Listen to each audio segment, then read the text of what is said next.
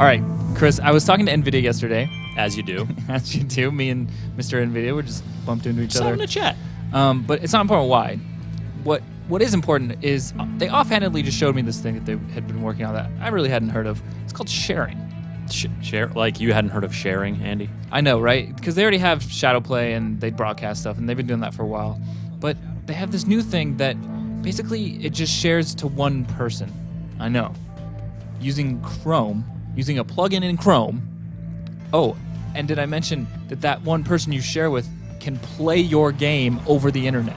You were describing this to me earlier before we actually did it, and it sounded really weird and bonkers, but basically what happened was you started up your game. Yep. You started sharing. I got an email that was like, your buddy wants to play a game with you. I was like, cool. It opened up a new window in Chrome, and there all of a sudden I was seeing the gameplay. You're like, what? What do I do? Pressed WASD, and Geralt was all of a sudden running around. I moved my mouse around. It was going all crazy. I was controlling the game that you were running on your computer through my Chrome browser. Yeah, it could be on any PC. Like I was running on my pretty good gaming PC with the GTX 970, and then it broadcasted it out, and it gives you a link, or you can just directly email somebody, and then they can play on any Chrome browser. It could be a Mac. You know, the caveat being we're on the same sort of network here within our office, but it responded with alacrity. It was like I was playing and, I was in the menus, I was out of the menus, I was moving around as Geralt, and it was a very comfortable playing experience. It was awesome. Except for when we both tried to do things. It got a little weird occasionally. But also, it opens up to different ways to play. Like if you want to play with a loved one or a friend over the internet, do quests and pick and choose if they're out of town or something. You do it this way. Yeah, this is kind of like the passing the controller thing that Nintendo sort of dabbled with in certain games, but you're basically just playing it on the couch with them, letting them do their thing, but you're both at your computer wherever the hell you each are. Yeah. And here's the thing, they are basically you could even just boot up the game, share it, and then leave. And then walk away. And then all of a sudden I'm playing this game that I have not paid for, and I maybe don't even have a computer that can run, but I'm playing it as if I own it. Yeah. And it's a little bit mind-blowing. I can't imagine publishers are going to be too stoked about this. It just seems so open. How could they? It's basically hey, we sold one copy of our game. This person can share it with however many people they want. One at a time, though, so I guess there is that. Yeah, it's slightly limited. You can also play as if you were there co-op. And two-player controller stuff, because we played Rocket League split screen with someone on a Mac.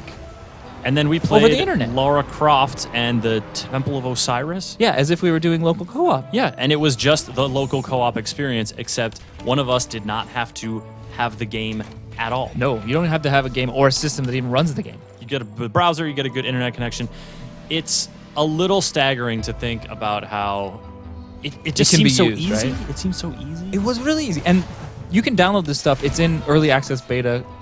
You just Google that and it'll come up. NVIDIA's website will come up and say, hey, you want to download this early access beta GeForce Experience software, and there it is. You're ready to go. And we're talking about playing with friends, but you can also talk about playing with people you meet online. Live streaming and being like, hey, you're in the chat. Every 15 minutes, someone new's gonna hop in. It's almost like that same kind of spirit of Twitch plays Pokemon. You can crowdsource a little bit just by sending emails to different people and having them hop in and do different stuff. So the footage they see will be limited to, I think, right now in beta, 720, 30.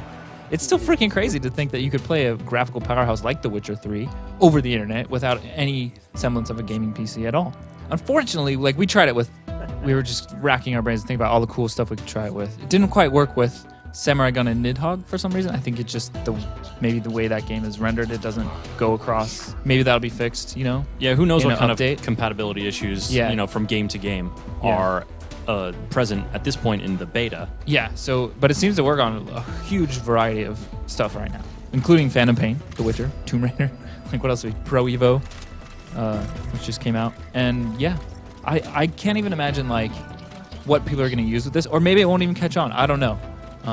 But if you have a GTX card, download it and check it out and let us know how you plan on using it, or if you think it's cool or not. Give it a shot. Yeah. And to be able to play games with your friends who I don't know, they're not as into it as you. They don't have that gaming PC. Oh, it's not out for this system. But yes, it's out for Chrome. Yeah. It's bizarre really cool. and wonderful. Hopefully they don't get shut down by publishers. They are definitely going to get shut down by publishers.